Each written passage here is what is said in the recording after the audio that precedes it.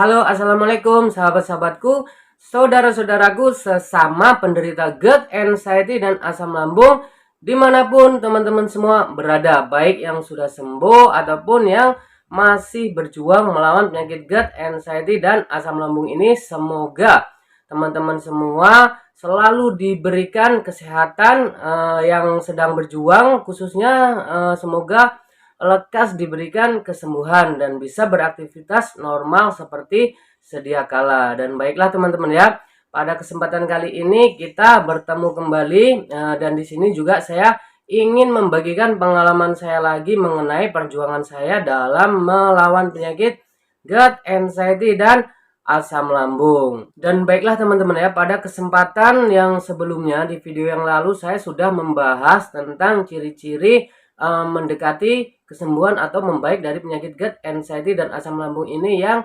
ditandai dengan menguatnya otot esofagus. Dan pada kesempatan kali ini saya ingin sedikit membahas herbal-herbal apa saja yang dulu pernah saya konsumsi. Nah, untuk teman-teman yang sedang berjuang silahkan disimak, barangkali ada sedikit pengalaman saya yang bisa membantu ataupun memotivasi teman-teman sehingga bisa teman-teman ambil untuk teman-teman jadikan sebagai dorongan moral ataupun pegangan dalam menghadapi atau mengalahkan penyakit GERD, anxiety, dan asam lambung ini. Baiklah, untuk herbal yang pertama saya sudah catat di sini, tidak terlalu banyak juga teman-teman ya.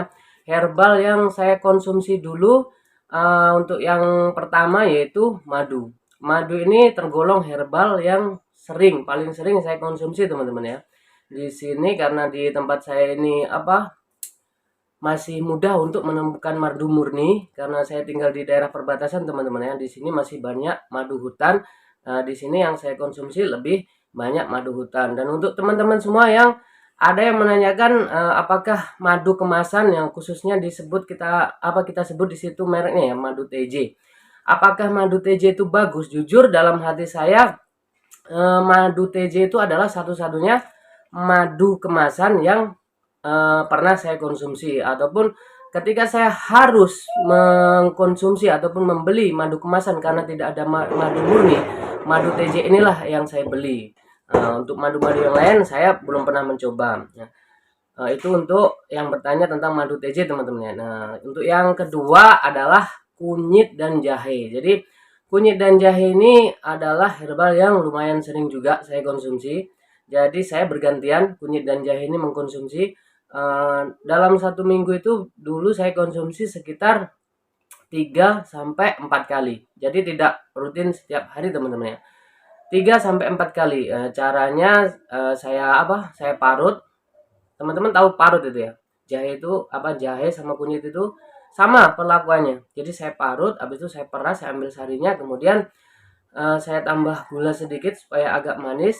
Nah, kemudian saya minum. Nah, untuk yang herbal yang ketiga yaitu ini lumayan sering juga intensitasnya, pokoknya antara madu, kunyit, jahe sama jeruk nipis ini lumayan hampir seimbang lah intensitas konsumsinya, yaitu jeruk nipis. Jadi jeruk nipis ini biasanya juga saya aplikasikan di hasil perasan dari kunyit dan jahe ini, dan sering juga saya campurkan dengan madu. Nah, itu teman-teman.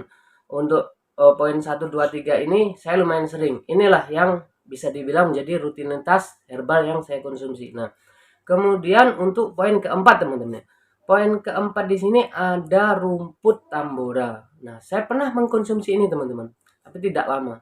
Ini saya konsumsi sekitar 1 minggu karena waktu itu ada indikasi pendarahan di dalam sistem pencernaan saya yang menandakan yang ditandai dengan menghitamnya feses saya. Jadi di situ HB saya turun drastis. HB untuk seorang laki-laki itu kan normalnya kan berkisar di antara 14 apa itu? Ukuran HB itu saya kurang tahu. Intinya satuannya itu 14. Satuannya saya kurang tahu. Nah, tapi jumlah HB saya itu turun sampai di angka 9. Nah, diindikasi oleh dokter di situ itu terjadi pendarahan di dalam sistem pencernaan saya, dan tanda-tanda menghitamnya feses pun juga ada. Jadi memang diagnosa itu memang mengerucut ke situ. Jadi inilah saya konsumsi teman-teman. Rumput tambora ini saya konsumsi kurang lebih 1 minggu. dan alhamdulillah itu eh, di luar obat medis ya. Saya ingat waktu itu saya dikasih juga sangobion untuk penambah darah. Jadi darah darah saya ini kan berkurang terus HB-nya. Jadi dikasih sangobion supaya naik, supaya tidak turun terlalu drastis. Nah, pada 1 minggu pertama ini saya mengkonsumsi ini. Ini rasanya lumayan keras teman-teman. Ketika masuk di lambung ini perih sekali, sakit, bisa dibilang sakit ketika masuk di dalam lambung ini teman-teman. Tapi saya tahan karena ini merupakan obat juga ya, saya tahan. Kemudian saya setelah selesai mengkonsumsi daun tamburan ini dalam 1 minggu, nah alhamdulillah teman-teman, di bulan berikutnya itu darah saya sudah normal, fase saya sudah normal. Nah, perlu digarisbawahi juga teman-teman, untuk sangobion itu gunanya untuk penambah darah, jadi bukan untuk menyembuhkan luka di dalam sistem pencernaan saya. Jadi untuk penyembuhan luka di dalam sistem pencernaan saya itu inilah yang saya fokuskan, yaitu rumput tambora. Nah, eh, ini untuk apa, herbal keempat di dalam hal ini. Nah, kemudian ini tidak masuk rutinitas teman-teman, karena saya hanya mengkonsumsi sekali itu, kemudian stop, saya tidak mengkonsumsi lagi. Jadi ini herbal keempat ini bukanlah suatu rutinitas saya. Jadi untuk masuk poin kelima teman-teman, masuk poin kelima yaitu ada herbal herbal kemasan. Jadi saya pernah mengkonsumsi jeli gamat. Kalau teman-teman tahu itu yang apa ya, yang mereknya KNK itu ya. Untuk di sini tuh harganya itu 400-an. Di sini di tempat saya ini. Nah, saya pernah mengkonsumsi ini tapi saya beli cuma 1 kali aja. Itu memang enak sih saya konsumsi, tapi untuk dampak manfaatnya saya kurang terlalu merasakan karena saya hanya mengkonsumsi 1 kaleng. Habis itu saya berhenti. Kenapa teman-teman saya berhenti? Ya karena di ukuran saya itu terlalu terlalu berat di apa, di harganya itu teman-teman. Jadi saya cuma mampu beli 1 kali, setelah itu saya tidak beli lagi. Nah, itu 1 kaleng itu teman-teman 1 minggu itu habis teman-teman. Bayangkan jika 1 minggu itu habis, sementara saya itu kemarin terakhir di 2019 itu saya 1 tahun setengah. Nah, kan nggak mungkin juga saya mau konsumsi itu terus teman-teman ya. Nah, di situ itu untuk herbal yang pernah saya konsumsi teman-teman ya. Untuk herbal yang pernah saya konsumsi ada 5 poin ini. Nah, kemudian saya akan sedikit menceritakan pengalaman saya berkenalan dengan penyakit GERD, anxiety, dan asam lambung ini. Jadi pada tahun 2019 itu teman-teman ya, itu bukanlah kali pertama saya terkena penyakit GERD, anxiety, dan asam lambung ini. Jauh sebelum itu, saya sudah terkena penyakit GERD, anxiety, dan asam lambung itu pada saat saya masih berusia anak-anak. Kurang lebih waktu itu saya masih berusia kira-kira 10 atau 11 tahunan lah. Jadi itulah kali pertama saya terkena penyakit GERD, anxiety, dan asam lambung ini. Dan di situ saya sangat lama sekali teman-teman. Berbeda dengan di tahun 2019 kemarin. Di saat pertama itu saya sangat lama sekali untuk bangkit ataupun mengalahkan penyakit ini karena ketidaktahuan saya.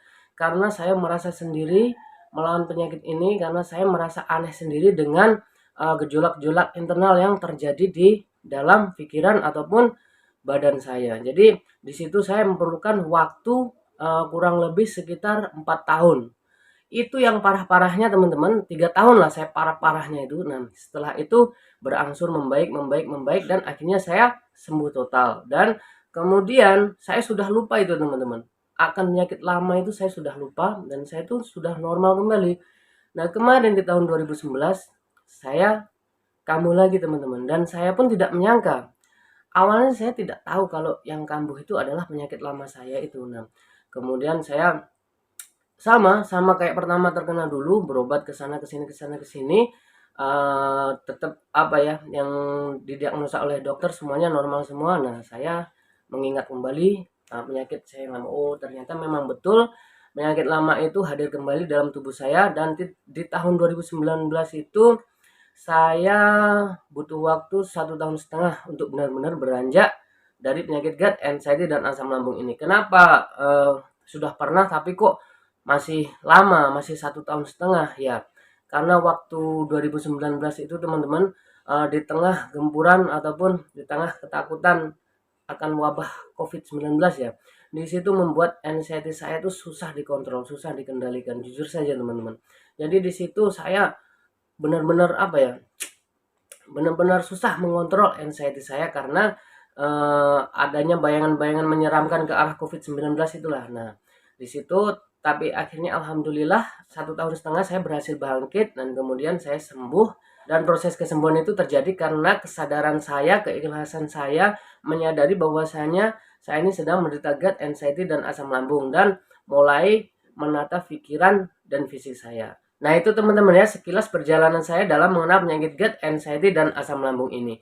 Nah, pada poin selanjutnya teman-teman, saya ingin bahas juga karena tadi ada yang bertanya, barusan tadi saya membalasin komentar, cuman kalau saya jelaskan di dalam komentar mungkin itu terlalu panjang. Saya akan menjelaskan di sini teman-teman ya, dan itu juga mungkin sedikit banyak mewakili dari keresahan ataupun kegundahan hati teman-teman yang sedang berjuang melawan GERD, anxiety dan asam lambung. Jadi ini mengenai sensasi panas di dada ataupun sensasi nyeri di dada. Bagaimana cara menghilangkannya? Sekali lagi saya tekankan teman-teman ya. Di sini gejala itu akan sangat mustahil untuk dihilangkan. Tapi di sini kita bisa berusaha untuk meredam ataupun sedikit menyiasati, meminimalisir gejala yang muncul. Jadi di sini teman-teman ya, menurut saya itu sensasi nyeri dada, sensasi panas di dada. Intinya sensasi yang muncul di dada itu timbul karena naiknya asam lambung menuju ke kerongkongan kita. Jadi sebenarnya yang perlu kita cegah itu adalah naiknya asam lambung, teman-teman. Jadi bukanlah tentang cara menghilangkan nyeri yang timbul, tapi lebih ke cara untuk menghindari reflux atau naiknya asam lambung itu. Caranya bagaimana, teman-teman? Caranya untuk normatifnya sih ya harus menjaga pola makan, pola pikir, dan pola hidup. Nah, di sini saya menambahkan tips saya pribadi, teman-teman. Tips saya pribadi yang saya lakukan dulu untuk sedikit menghindari reflux asam lambung. Jadi di situ yang saya lakukan adalah menghindari gerakan-gerakan yang memposisikan lambung itu pada posisi reflux. Contohnya begini teman-teman. Jadi saya ibaratkan lambung itu seperti sebuah botol teman-teman ya. Dan pada bagian tutup itu itulah yang disebut klep lambung. Nah, jadi yang saya lakukan adalah menghindari posisi reflux. Jadi saya sebisa mungkin menjaga agar botol ini tetap tutupnya di atas. Jadi terkadang kita itu bergerak apa ya, gerakan-gerakan yang membungkuk itu akan memposisikan lambung begini. Nah, ini seandainya ada cairan di dalam kan yang terjadi kan pasti cairan itu keluar teman-teman. Nah, itulah yang saya maksud teman-teman.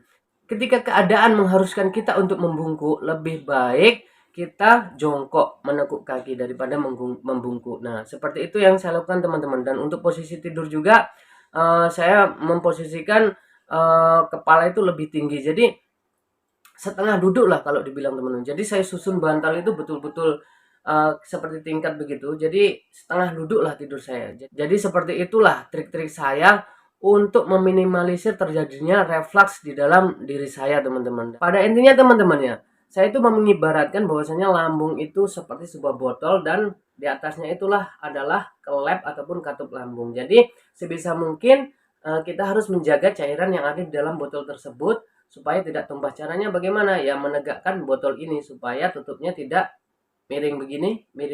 Nah, seperti itulah teman-teman. Saya yakin teman-teman bisa mengerti apa yang saya sampaikan, dan itulah teman-teman sebagian dari pengalaman yang saya bagikan kepada teman-teman. Next kesempatan saya akan membagikan pengalaman saya lagi teman-teman ya. Dan mungkin dari sekian banyak pengalaman-pengalaman saya bagikan, nantinya bisa ada sedikit pengalaman saya yang bisa membantu teman-teman menemani perjuangan teman-teman dalam melawan penyakit GERD, anxiety dan asam lambung ini.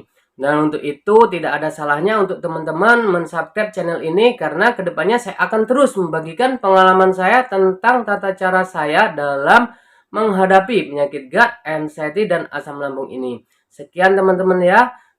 Saya doakan semoga teman-teman yang sedang berjuang melawan penyakit GERD, anxiety dan asam lambung lekas diberikan kesembuhan dan bisa pulih seperti sedia kala. Amin amin amin ya robbal alamin. Assalamualaikum warahmatullahi wabarakatuh.